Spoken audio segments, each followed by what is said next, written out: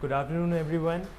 So, the topic that we are going to elaborate upon today reminds me of a dialogue from Spider Man 2. That is when Dr. Otto Octavius or Doc Ock he says he's trying to accomplish the process of fusion. So, he's using an element known as tritium, which is an isotope of hydrogen. So, he says that he wishes to have the power of sun in his hands, but that is fusion is still quite far away. Currently, we are going to discuss it on a much simpler level, which is much in news these days. Every now and then, we are talking about renewable energy, how to cut down the use of fossil fuels, cut down emissions, net zero target emissions, and all that brouhaha, all that clamor and various demands. Activists are sitting on the road, and young teenage boys and girls, they really are pressurizing the governments of the world to take. And I also agree on a certain extent, because the conference of parties, although lot of world leaders, very important world leaders are coming together, and this time when the COP26 happened in Glasgow, COP26, so there were a lot of concrete, I would say, concrete decisions that were arrived at, and I think that the governments are finally becoming more serious about achieving this goal of sustainable solar energy, and not only phase out the use of fossil fuels on non-renewable sources, but also in a manner that this will provide, the solar energy will provide an impetus to the other renewable forms of energy, such as wind energy, or we can say tidal energy, geothermal energy, and so on. So, first and foremost, the technology that needs to be developed sustainably. So, finally coming, let's cut to the chase. So, finally, what is important here? This is important. Our Honorable Prime Minister, he gave this 5 nectar elements, which is known as the Panch Amrit. So, this is basically the factual part. Sometimes they may ask it in the prelims. I remember this year's Haryana Public Service Commission, they asked this question, and the surprising thing was, the question was that we had to select the correct statements, and all these statements were given in the question as they are. The only thing was here, it was achieving the target of net zero emissions by 2050. So, in questions like this, although we are talking about Haryana Public Service Commission, it's still not on the level of UPSC, but it is a very prestigious examination. So, by common sense, we can, one of my students, he arrived at the answer. He thought that 2050 is way too early to achieve this target of net zero emissions. So, net zero emissions, by that we mean that the amount of emissions, the amount of greenhouse gases, other pollutants, that is being balanced by the carbon sinks, which we have established through the planting of forests or by other use of this renewable energy. So, some of these points are important. This 500 gigawatts non-fossil energy by 2030, then 50% of energy requirements from renewable energy 2030. We have taken lot of strides in this direction. We have the FAME India schemes. A lot of car developers are very own Indian, like Tata Nexon, you might have heard, Tata Tigor. The electric vehicles, they are coming out to be really popular with the customers. That aside, the two-wheelers have not been successful in that regard, but slowly and gradually, currently we are basically using the lithium ion batteries, which have become very important. But again, at the same time, lithium ion batteries do not only mean that they are being used, other elements which are being used, there is a severe shortage, that is basically due to the Russia-Ukraine crisis. Anyways, so again, reduction of total projected carbon emissions by 1 billion tons from now to 2030, then reduction of the carbon intensity of the economy by 45% by 2013 over 2005 levels, and achieving the target of net zero emission by 2070. So, although in UPSC prelims such exact factual questions have now decreased, the frequency has decreased and more application based, but in the mains question, in the resources section, in GS3 we have the infrastructure energy, or in GS1 also we have resources, and solar energy comes under the resource structure.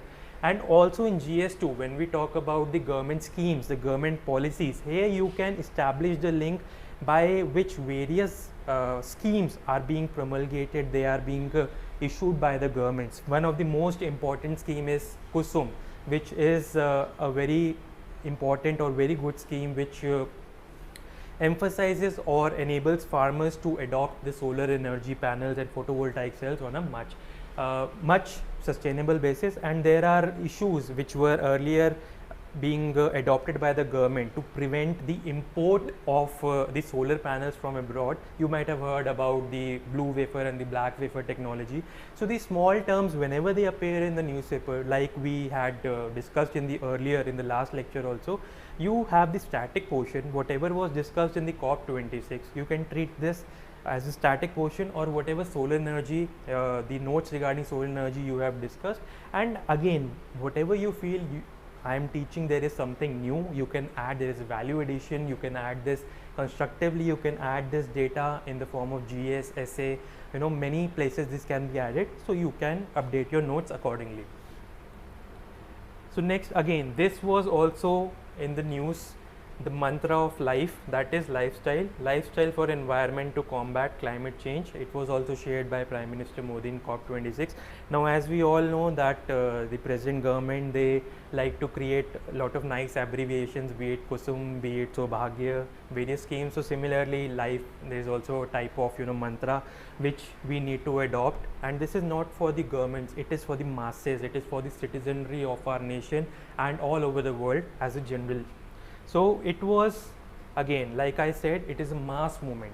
This is not just to be restricted to the governments. It's not that unless and until the government will provide initiatives, incentives, because we all know that currently the infrastructure, the grid connection is not as efficient as so that all the people can adopt, but slowly and gradually we are traversing that path, and we'll definitely achieve that goal.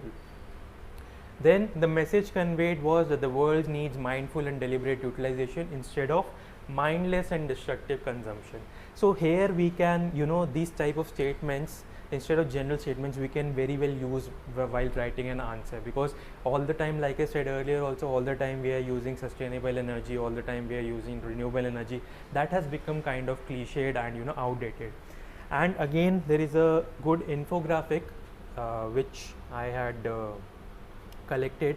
So currently, if you can see the share, this is the installed capacity, and this infographics both show this is the current scenario at which the installed capacity is currently here, what the sources are being used.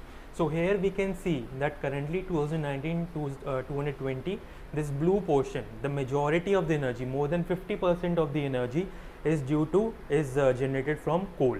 Then we have other this 10% we have wind, solar we have 3%, then we have this hydropower also contributes a major portion, gas we have 7%. So you can see still our target here when we discussed was that 50% of its energy requirements from renewable energy. So we are still way off this target, because already greater than 50% is currently being generated from coal. Now this is now projected, this is the installed capacity expected, because we are currently also in the phase of installing a lot of floating solar power plants. This is a new concept, then a lot of wind, and in a while, since we are concentrating solar energy, we can see that currently the wind energy has quite a large contribution among the renewable energy, but slowly and gradually as we proceed, you can see here projection, the solar energy will slowly and gradually, it will outpace the use of other renewable sources of energy. So here we can see till 2029, 2030, 36% will be solar, then 17% will be from wind energy, we have bioenergy also, nuclear energy also. It's a debatable concept that whether it can be considered as a renewable and non-renewable, because the elements that are used like uranium or plutonium, those are basically the non-renewable elements, but renewable in the sense, because when we are working with the nuclear fusion reactors, once the nuclear reactor it gets operational, so that chain reaction, that energy producing process becomes sustainable, self-sustainable. And so we have, again, we are seeing slowly in the projected capacity, if we calculate all the renewable sources, it will easily exceed the 50% target which we want. Now, one important, you might have heard of the INDCs, the internal nationally determined contributions, and in 2015 COP21, and how it differs from our country's commitments in COP26. So here we can see that the commitments or the goals that were established, the comparison between the two. So here electric power capacity target of 40% installed capacity, then economy wide emissions intensity target of 33 to 35%. If you have been studying preparing for UPSC or other civil service for quite a bit of time, this is again given in a lot of books. And again, carbon sink expansion target, sink of 2005 to 3 gigatons carbon dioxide through additional forest. Obviously, since urbanization and land resources, improper use of land resources is not being taken place, and the forest cover, there is a lot of debates around whether the tree cover or the Indian State of Forest report, it actually covers the real picture. This was a question in mains also. So anyways, so now in COP26, how the comparison is made and what differences in the commitments have come. So by 2030, India will reduce carbon intensity of its economy by less than 45%. Then non-fossil energy capacity to 500 gigawatts by 2030. Then it will, if you consider this earlier, in older books, it was earlier around 175 gigawatts. This has been increased to 500 gigawatts. Then it will meet 50% of its energy from renewable energy. This has already been discussed. Then reduce total projected emissions by 1 billion tons till 2013. And by the year 2017, the net zero emissions is expected to be achieved. So these are the main commitments. Again, these facts can be again asked in some examination, but some of the data, I'm not asking you to cram or by rote learning you remember all this data, but some of the facts can be used in various examinations while writing the mains answer. Then this institute, TERI, that is the Energy Resources Institute, don't take it otherwise like we do in the language anyways.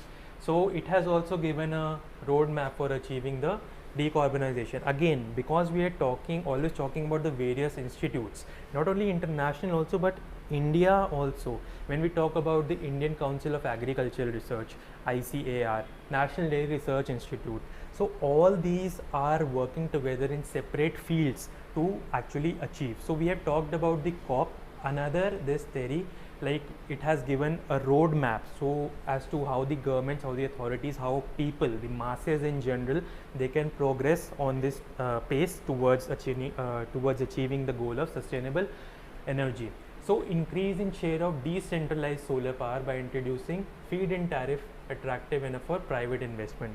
So obviously this is a lot in the news, a lot of people are now getting into this, whether it be airlines or whether it be recently Mr. Adani was also in the news. So basically the privatization, although the main reason behind privatization is it brings a sort of competitiveness, but although everything has its pros and cons, but again, so currently the government is basically incentivizing the solar power panels, various schemes, but as in all, more competitors, more private sector, more private investment comes into to the fore, then it will become not only cheaper, not only decentralized, but also affordable for the common man. Then we have the state leadership in the development of pumped storage plants and feed-in tariff for solar. This is a general, some like feed-in tariff, some terms might appear to be ununderstandable or confusing to you, but it is just for a general knowledge. Then again, kilowatt range power supply in rural areas, the new energy storage solution. So while India has a right policy regime in place, we need to adopt new energy storage solutions. So we already, again, there was a question in prelims also again about the centrifugal pumps, solar pumps, the above ground pumps, the groundwater pumps. So all these technologies we need to even indigenous technologies. We can take the help of the rural people, how they are already using solar energy, the solar cookers, the solar heaters, how they are, because the concept is very simple. It is a concept of optics when we use a concave mirror.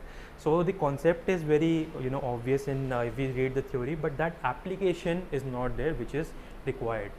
So then introducing requisite flexibility to induce cost effective and competitive manufacturing. This term, production linked intensive scheme, this is often in the news with a lot regarding a lot of schemes which the government has rolled out. So this is often written in the answers also. Then DISCOMs need to give commercial and industrial consumers the choice to buy carbon free electricity. DISCOMs also, they are quite in the news. We often say they are incurring a lot of losses because of the mismatch between the grids, the demand and supply, between the people or the organizations who are generating the electricity. So these distribution companies, they also incur a lot of losses. So when we are talking about the renewable energy also, specifically in this regard solar energy, we have to take all the stakeholders into consideration. Then again, like my approach has been to let you link why am I teaching all this, because there is a purpose. The whatever I am teaching or whatever I am the information I am giving to you, it somehow or the other it is linked to whatever the questions, the pattern which the UPSC has recently adopted. So here the prelims, the question in prelims was that you can read the following statements, you can just pause. So Gujarat has the largest solar park in India, Kerala has a fully solar powered international airport, Goa has the largest floating solar photovoltaic project in India.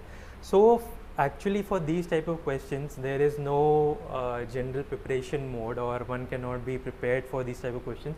Like for some example, Gujarat has the largest solar park in India. Now we know that Gujarat and Rajasthan are two states, even Madhya Pradesh also. These three states which are those which have a lot of solar energy potential.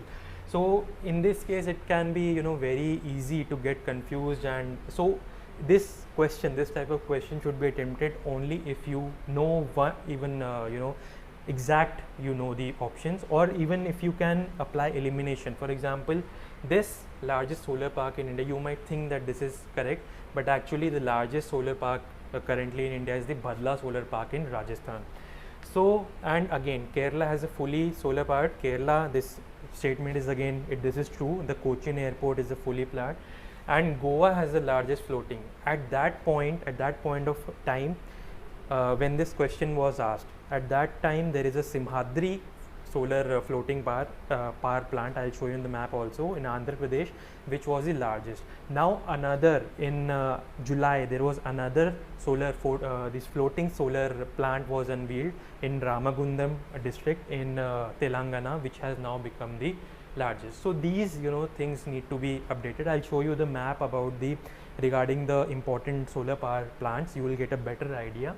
So here again, even if if we go by the elimination technique, so even if I know that Gujarat is not there, so we can easily cut this A and C option, but still we will be left with B and D option, 2 only or 3 only. So here also you need to have considerable information or considerable idea about the correct option. Then this is a sample question which I had prepared for mains. Examine the constraints for the India in its transition towards a clean energy system and also suggest measures to overcome them. Now we already know there is a term much in newspapers and often in discussions between the organizations. There is a term known as energy crisis, because we know that even those countries which have adopted the renewable energy, for example, if we say that all these European countries, they have a lot of investment in the wind sector, the wind power, then the tidal energy. But as we are going, there was much in news that wind power, because of the changes in the climate, the sea breezes or the wind systems, they are not as sustainable, or not, there is a lot of variation. So these these parts have become unsustainable.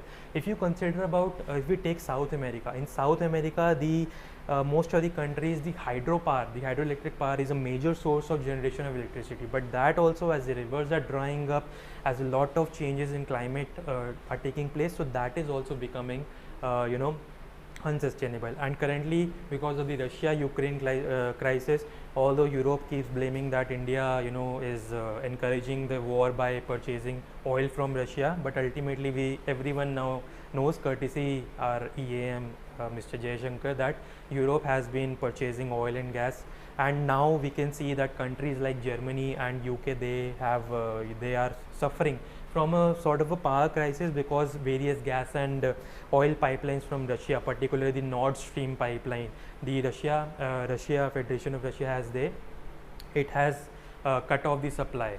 So these are some methods, because currently also, although renewable energy should be encouraged, but currently we are not still in a position to transition to a fully clean energy which is operational in nature. So we are still dependent upon the operational structure of the fossil fuels. So here also, now this you can just brainstorm and try to form a structure, and you can submit an answer.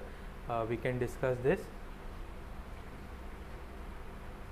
Then next, now like I did in the previous lecture also, there is a task: study the schemes related to solar energy. Like I have given example of Kusum, which is a very prominent, Kusum now it's in the 2.0 stage, and lot of changes in the policies, how to make the provisions better for the farmers, they have been come into picture. So you need to keep updating.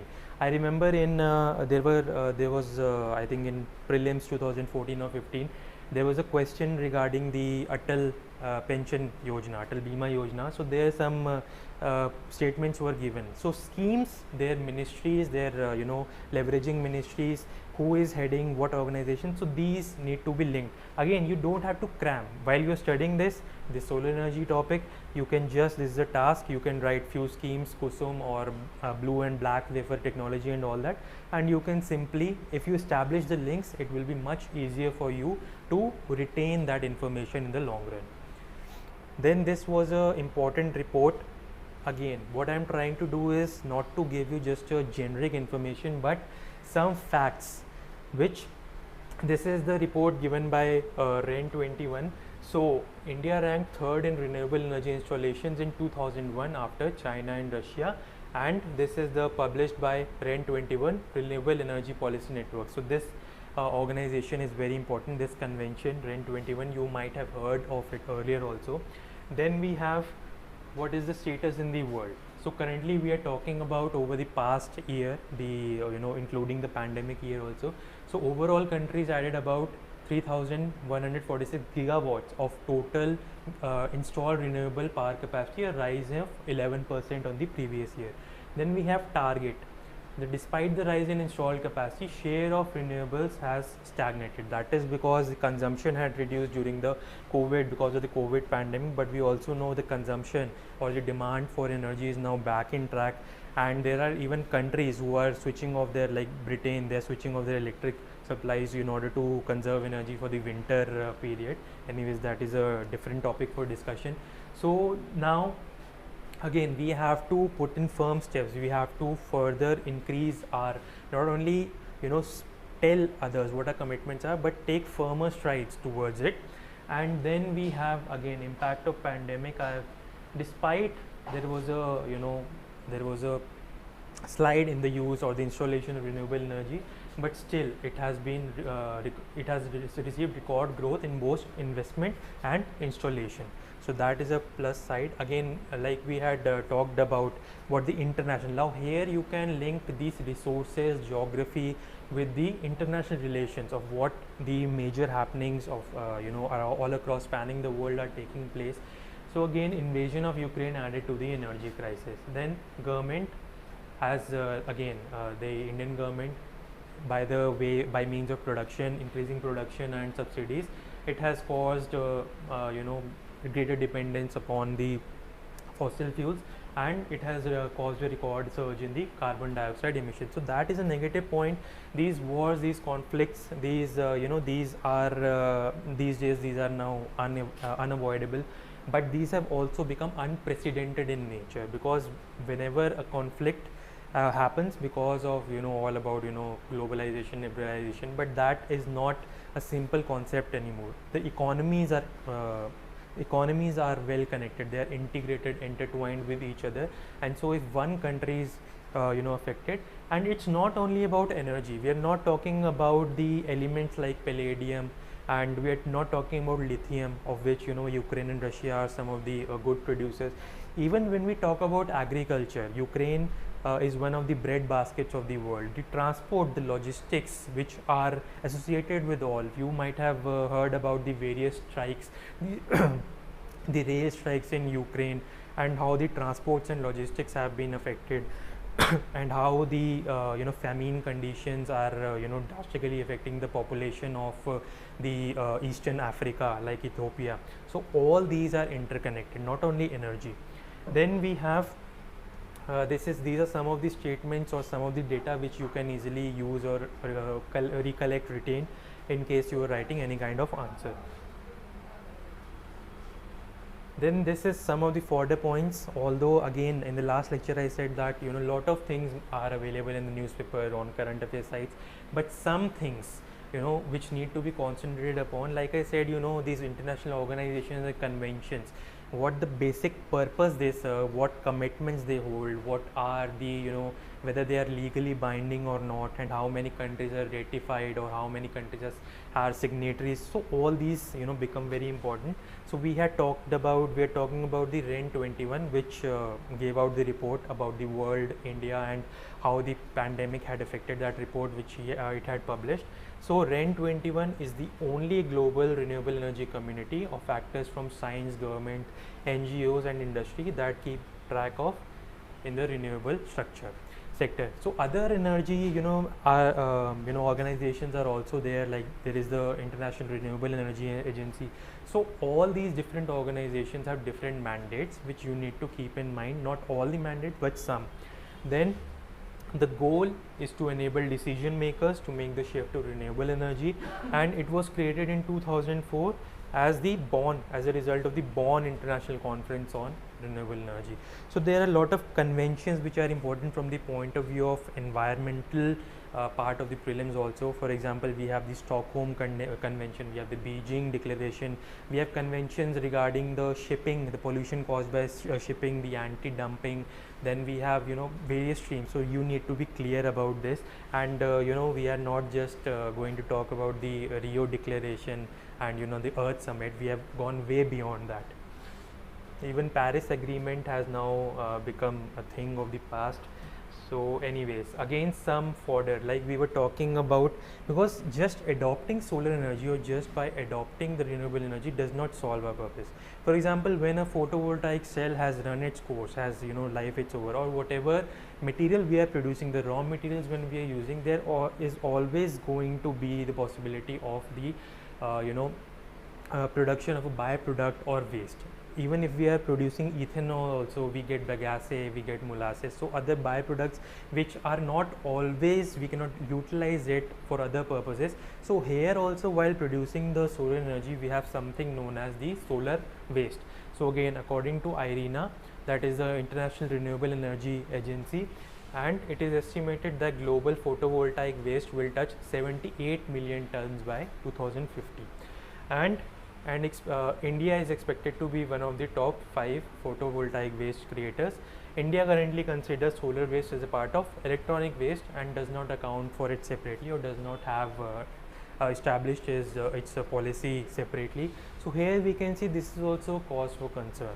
So whenever you are writing an answer in GS, you need to give a balanced perspective. So when we were talking in the mains question, how to overcome this, the solar energy installation and the solar energy infrastructure is not only important, we also need to care about the waste. Then this is one of the further points, one case study which you can often mention in essays or in answers. So Palli village in Jammu's Samba district became the country's first panchayat to become carbon neutral and fully powered by solar energy, with all its records digitized and saturation of benefits of all the central schemes. So even when villages, the rural remote areas can adopt these schemes, so we as urban citizens, or because urbanization is also, there is very less distinguishment of between the urban and the rural areas. So this you can write as an extra point if you can find this constructive. Now, as I said that I had prepared a map specially for you guys regarding the various important, of course there are a lot of solar power plants. So we'll start from the north. I hope it is visible, the text is visible. So here we have a solar power important plant in Lahore and Spiti, in Kaza in Himachal Pradesh. If we go down a bit, here we can find, like we said, that Gujarat, Rajasthan and Madhya Pradesh are important. They have a lot of solar energy potential. So here we have the Nok solar plant. Here we have the largest solar park, that is the Badla, which we had discussed in the prelims question. Then this Patan solar plant in the Charanka Patan district. This is the Charanka solar plant. Then we have in the Ahmedabad Dholera region in the Ahmedabad district.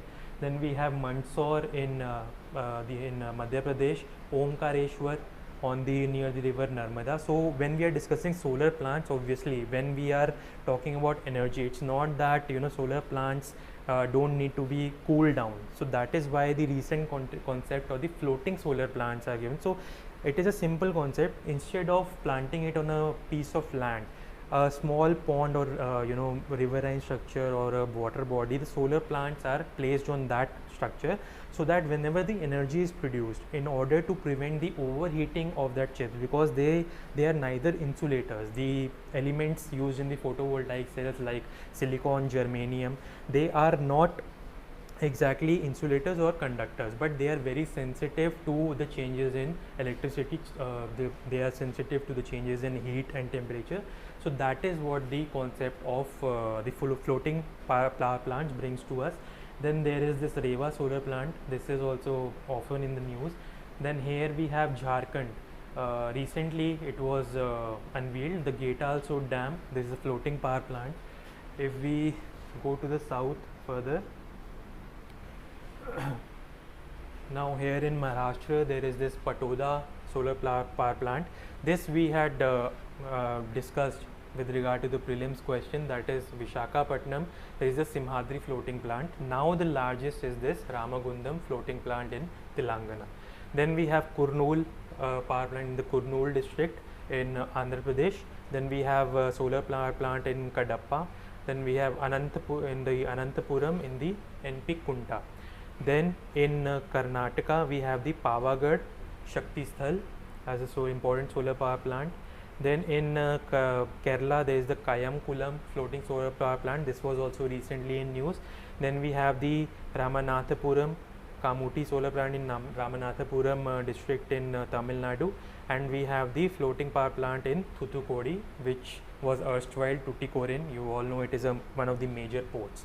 So these are some of the important floating and as well as the conventional power plants which you can keep for notice. So again, now this was a basic segment of what the developments have been taking place recently. Now one main question which I would like to discuss with you, in 2020 this was a question in GS1. So because GS1 has a portion syllabus, it is mentioned that the various resources and the utilization. So again you can read the question. India has immense potential of solar energy, though there are regional variations in its development. You have to elaborate.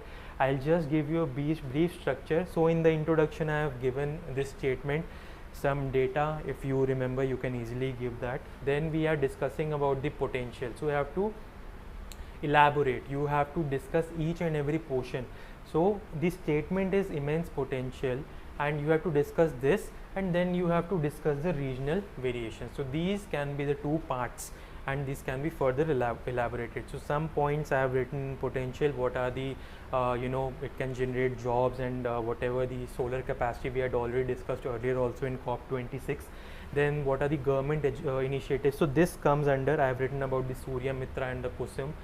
schemes. This is the potential part, and then regional variations we have to write, because every state, like in Delhi, it is not possible to install a proper large scale solar power plant. So we, in Delhi, the rooftop solar projects are more prominent, more common. So I have written some examples of states like Andhra Pradesh, Kurnool, then Delhi again. Here the solar PV, the rooftop, then Gujarat, then Haryana. There is some states offer separate subsidies for they have different policies. Then Karnataka, the Osmanabad region in Maharashtra, and then you can give a nice ending. And again, I have added this fodder point. You can just, so this is one of the important question, and these are, although this type of question has been asked, but don't think that these questions cannot be asked. Maybe in GS3 they can ask under the infrastructure. For now, we'll conclude this session. At last, one important update I just wanted to give you. In the last lecture, we had discussed about the number of wetlands. Although it's just a stat, we had discussed till 49 wetlands. Then we had discussed on the map the 5 additional wetlands. We had discussed about the prelims question. Then we had discussed then 10 more wetlands have been added, taking the total to 64. And recently also 11 more wetlands have been added, and now the total number has gone to 75. So you don't need to remember everything, just concentrate on those which are in the Ramsar Convention and also which are in the Montreal record. So I think I believe you found today's lecture enlightening and informative, and I would always welcome any sort of feedback, any sort of critique, and that would help us grow together to ultimately become good officers of the nation. So with that, I conclude. On the next time, we'll discuss a much more interesting topic, I guarantee. So just stay tuned, and Jai Hind.